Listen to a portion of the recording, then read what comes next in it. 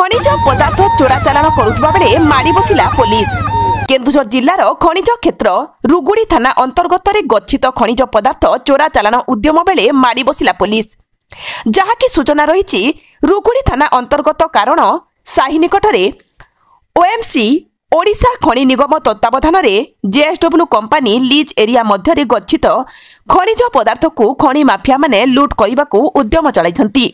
किंतु गत विलंबित रात्रि रे 5टी ट्रक को चोराचालाण करने को खनि माफिया माने नियोजित करथिले।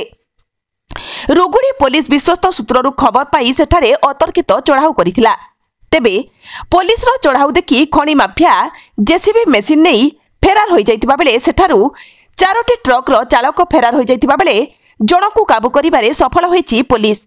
तेबे पुलिस 5टी ट्रक को जबत करने सह घटना संपर्क में अधिक तदंत चलाइथिबा नै सूचना।